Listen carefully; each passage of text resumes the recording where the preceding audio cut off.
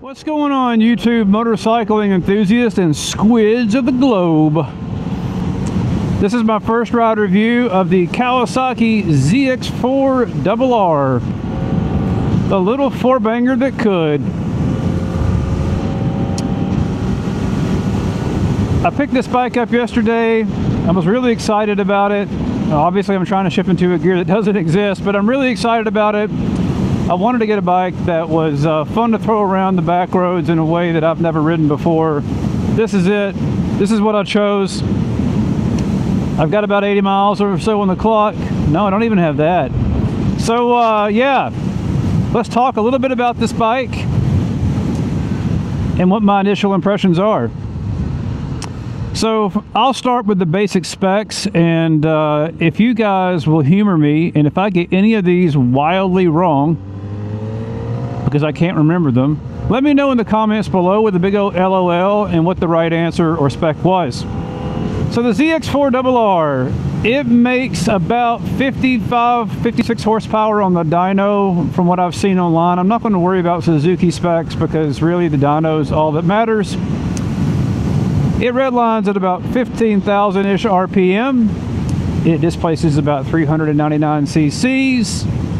The seat's about 30 inches off the ground, and if I haven't said it already, it's about 430 pounds. Those are the critical specs, or more or less what they are. I don't get too hung up on specs, especially on a bike like this, because I'll end up flashing it and unlocking that extra power up top that the EPA and Kawasaki have collectively denied us as the electric overlords take over the planet. But anyway, it holds some gas. I'm not sure how much gas this holds. I apologize, y'all, but I feel like you're going to end up stopping about every 120 miles anyway. Pretty much what I do, or within 2 hours, so no big deal. Not looking to take trips. So, initial riding impressions. Levers are kind of far out. Maybe I can adjust that. They are adjustable here, but I don't know how much that will actually help. I'll let y'all know. The seat is it's low for me. I'm about 5'11", and I'm about a 31-inch inseam, and this seat feels a little low, and the pegs are a little high. My knees are very bent. Thankfully, they're not bothering me right now. But they are locked in where they need to be against the tank right here. So all good things ergonomically for a sport bike. The clip-ons are, they're not that low, which is nice. They're actually a little bit above the top of the triple tree here. So they're not that low. You've got a leaned over, semi-aggressive street riding position. Feels good. All right, the seat itself is very firm. You've got about, I don't know, I don't have anybody to measure the space between my crotch and the tank, but we'll say 5 inches of space. It feels like more, but you know, whatever. The seat is very, very firm. I'm sure this is for purposes of allowing you to scoot around the seat like that, which I do not need to be doing on this turn because it's not required, but for the purposes of demonstrating, there you go. But you can scoot pretty easily. The seat's not that sticky. So yeah, all good things. I wouldn't want to ride this on a long trip. It would hurt. You can stand up a little bit to get some blood flow in the back of your butt, but it's hard. The pegs are really, really high and you're hunched over. I mean, you could kind of go, you know, I don't know. I'm not a MotoGP rider. I'm not very good at that. I'm not going to try it, but it's tough. It would be hard on your knees to do it a lot. So hopefully your butt doesn't go to sleep, or, you know, you get bum burn or whatever else. Airflow is absolutely freaking amazing. Now, keep in mind, y'all, I haven't owned a sport bike in 2 decades plus. I did not know what a modern sport bike would be like from an airflow perspective. It is amazing. If you haven't been on a sport bike lately, you should give it a go, because if you don't like turbulent airflow, this bike is your huckleberry, man. It's awesome. It's very, very smooth. So you get a lot of wind right here, and it kind of funnels down right there. So you don't get a lot of buffeting. It's almost like a cycle is happening right here. I'm sure that's by design. But yeah, not a lot of buffeting. It's amazing when you're used to riding adventure bikes with these windscreens that all they do is create what amounts to a virtual invisible broom that just beats your helmet around. This thing's like butter, man. It's awesome.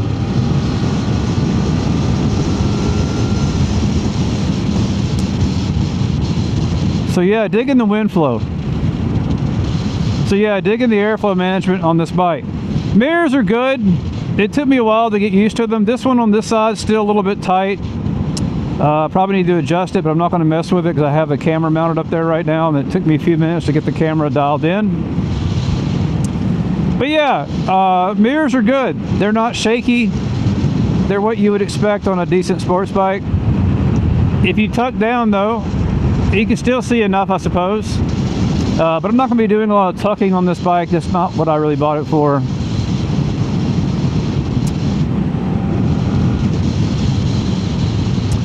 The engine is a torqueless wonder, which is a huge contrast to my other bikes, which tend to be torque heavy, with one exception. The engine on this bike is so interesting. I thought it would be characterless because it's a 4-pot engine. And I've never really liked the character of most 4-pot engines. But this thing is very, very smooth. Sounds amazing because you have this ram air intake up front that's you can hear. And it even sounds like amazing at like 6,000 RPM. And I think a lot of that's because it doesn't have a lot of torque. The engine's basically straining a little bit, and that can kind of give you a nice intake vibe at times.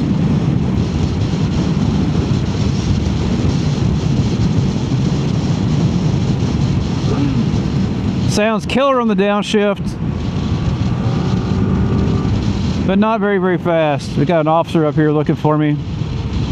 These guys have been out in full force lately. I don't know if they're looking for me or somebody else. A lot of us ride this road. So yeah, the throttle response on the engine is very, very smooth. Partially because of the tuning and partially because it doesn't have a lot of torque.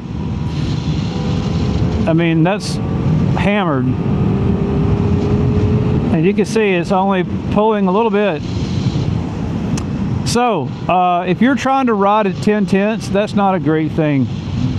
You've got to be in the right gear, in the right place, and really know the area you're riding. Handling. Now, keep in mind again, I haven't been on a sports bike in a long time, so I'm coming at this handling assessment from the perspective of really decent standard type motorcycles and dual sports. So think about DR650s, think about R9Ts, think about Z900RSs, think about Ducati Scramblers, all those kinds of bikes. This bike is in a different league, and it should be. It's a sports bike. But the way it goes about handling is so ridiculously effortless and sublime, and it doesn't go into a turn very excitedly. I've been on a lot of bikes that were much more nimble at flipping back and forth on their sides, and I find that personally to be stressful. I don't need a bike to be quite that nimble, but what I need is for the bike to have fantastic ability to hold a line in a corner and do it in a very stable way. This bike will do that all day long. It's really, really nice. It just feels so easy.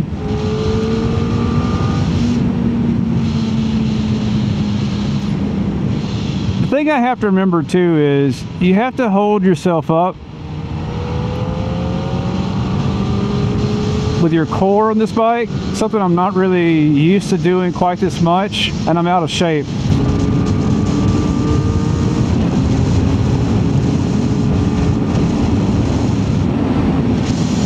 The exhaust on this bike is very, very quiet. I feel like I could use a nice exhaust to really open it up. I've heard some really nice cans on here.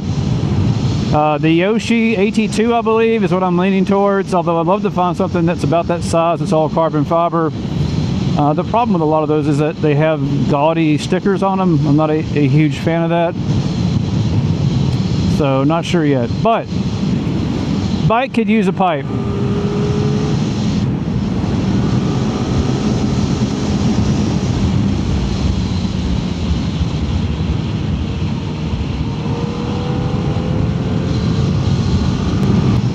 Let's take a moment to stop and we'll talk about technology. We'll take a look at the bike. We'll do all the things. Here she is, the ZX-4RR. What do I like about this bike? There's a lot that I like and a few things that I don't like. It's not all good. It's not all bad. Let's start with the things I don't like. Don't love the green shock spring. I know it's a Kawasaki color, but the whole bike is kind of understated in this metallic black with flat black, you know, parts and whatnot. And then you've got this green spring. Like, I have to know it's a Kawasaki. Maybe if they had put some green graphics to kind of tie it together, that would be good, but they didn't. So this looks sort of out of place to me. The can is huge and quiet, and I'm sure very functional from an EPA standpoint, but not very functional for me. Don't love these stickers, but luckily they're stickers and they'll come off. Cool. These things come off in the United States. They make us put them on there. I believe this is a 6x14 bolt. I've already looked it up. And rather than just buy a couple, I'm going to try to find a 1.5-inch ram ball that I can thread into this and use it for a Insta360 camera mount to stick out in front of the bike. The nice thing when you do that is you don't really see it much when you ride, but you get these killer shots that look kind of like this from the front of the bike, and it's super cool. I've done this on other motorcycles with great success. Hoping to do it here. Moving on. Dual disc brakes. They work great. They're Kawasaki branded, but regardless, they are fantastic. LED headlamps. You've got this cool little sort of spoiler type feature that they're doing right now. I'm sure that is a functional aero part, but not the prettiest thing. It does kind of blend that, I suppose, kind of ties it off. But it reminds me of sort of like an upside down mustache, you know? I feel like maybe it should be like this, and, you know, that's just my brain being my brain. Air intake, ram air intake right here. Awesome sounding, awesome looking. I love it. What I don't love about the ram air intake, if you move around here, is it says ram air intake system. I know it's a ram air intake. I don't need you guys to tell me right there that it's a ram air intake. Kind of dumb. Let's see. TFT screen, as you can see. Not the easiest thing to use. You use these two buttons to navigate certain deep dive parameters or change the screen mode to race mode. Got a manual lap timer here that you can use if you're on the track. The bike starting sequence, it's a little funny to me. So you put it neutral, obviously, and you have it in on, obviously, but then you hold that down, which is just not something I'm used to. I'm used to like arming something and then having a button. Love the design of the tank. Love the shape of the bike overall. A couple other styling details that I absolutely love. I love these gills. I'm going to call them shark gills because sharks sound cool. And that sounds way better than like orca gills. Or do orcas even have gills? I don't know. Love these air intakes that do not look to do anything really useful, but they are useful from the perspective of they give a little visual contrast to the side of the bike. They would look really cool if you wrapped them in like a metallic black or carbon fiber material. Just make sure you choose something expensive in quality and it doesn't look boy racerish or ricerish, as we used to say back where I'm from. The frame is not aluminum twin spar, it's a steel frame, but they did a good job with it. It looks a little odd. I won't say it looks low rent, but it definitely doesn't look high end. Just keep that in mind. I think it looks okay on this black bike because it's a black frame, but on the KRT 40th anniversary or whatever it's called, they've made it silver. Not a big fan of the silver because it really highlights how non-aluminum it is. Passenger seat, handle between their legs so they can reach down in their crotch and hold on for dear life. Seems kind of like a bad idea to me, but I never have been a chick on the back of a bike, so I don't know. Or I've never been a small bro on the back of a bike either. You have suspension adjustments on the double R. This is one of the big differences. You have a preload adjustment here. You have multiple adjustments here, I think for compression and rebound, as well as preload, obviously. So the back shock is a little more capable than the front. Hopefully the front is dialed in where it need be, or else you're looking at swapping out the internals of the front forks. I think the tires are, what, 170? I'm not sure. Not even know what kind of tires these are. Dunlop Sport Max or something. Yeah, they seem decent so far, but the bike seems pretty willing. I've got about a thumb's width of chicken strip on the back so far, but that'll get gone. Let's see. It does say Ninja right here, and I'm going to point that out because that drives your insurance up, boys and girls. I called in this morning to get this bike on my policy, and it was shocking how much it was. I won't get into that, but check with your insurance provider before you buy such a bike. Turn signals integrated up here, nice. I don't like when you have stuff, you know, dangling out in front of the bike. Sadly, there are dangling out on the sides of the bike in the back. I'll take care of that with a tail tidy. The paint, sun's coming out a little bit. Maybe you can see it. It's sparkly. Not quite bass boat sparkly, but it's sparkly. It could use a nice wax job. That's going to be tricky. I want to tape this off so that when I wax it, I don't get a bunch of white residue on these plastic trim pieces. I give this bike 8 out of 10 styling wise. It looks hot. Really love the black because it doesn't look like a 20-year-old rides it. All right, kids, let's get back on this bike. I'll talk a little bit about tech. I'll talk a little bit about who this bike is for, and then we'll wrap up. All right, so tech.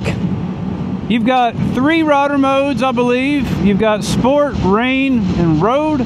You've also got a user configurable rider mode, which allows you to change the power setting and also allows you to change the traction control between 3 levels and fully off. I have it in Sport mode, I believe, right now.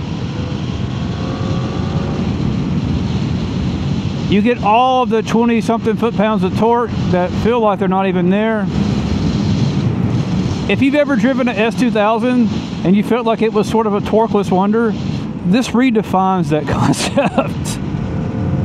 And it's a motorcycle, which is pretty shocking, but I dig it.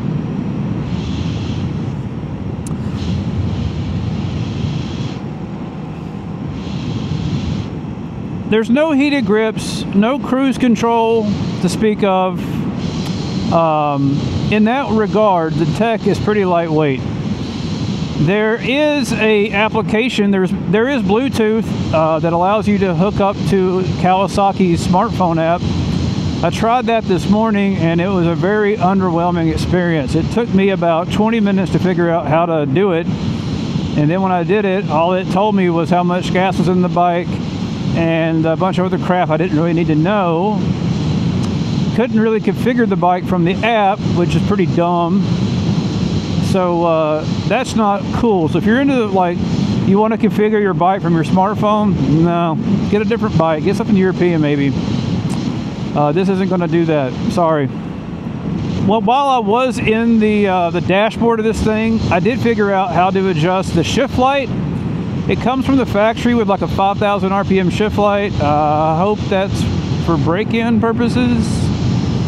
And I do try to keep it around there, but until it's broken in. But I went ahead and raised the shift light up to like $8 grand, and you can raise it all the way up to the red line, I suppose. And what happens is the tachometer and the gear indicator, I believe, will flash when you've reached the desired RPM. It's not that noticeable in the daylight, so I'm not sure how useful it will be. And this bike revs high, but it revs slow, so as a result, I don't think you're gonna like accidentally overrun the rev limiter, but I don't know. Maybe I'm not a real squid, so maybe a real squid could show me how useful that would be.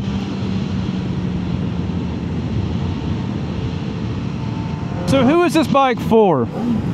This is a curious question, because I feel like a lot of times if somebody asked me who a bike was for, I could easily tell them.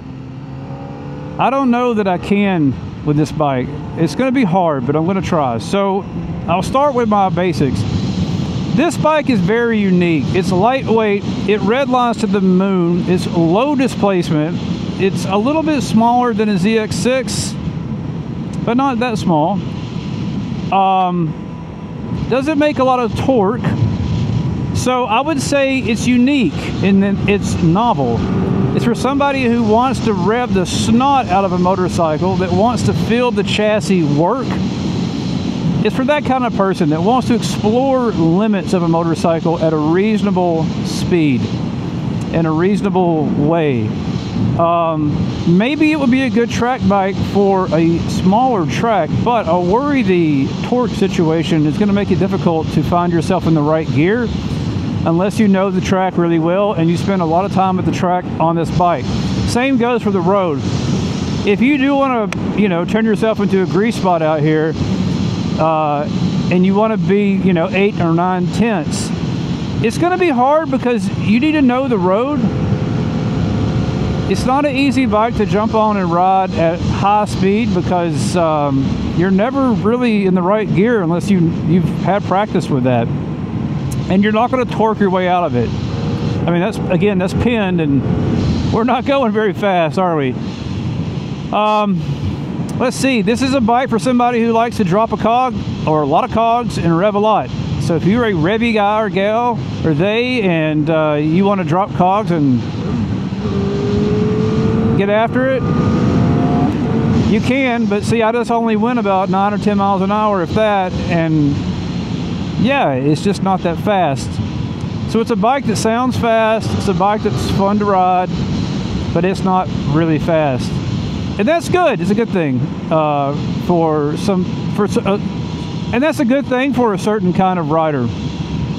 I would say this is a good beginner bike if somebody really wants to go in 10 G's on a bike in the United States.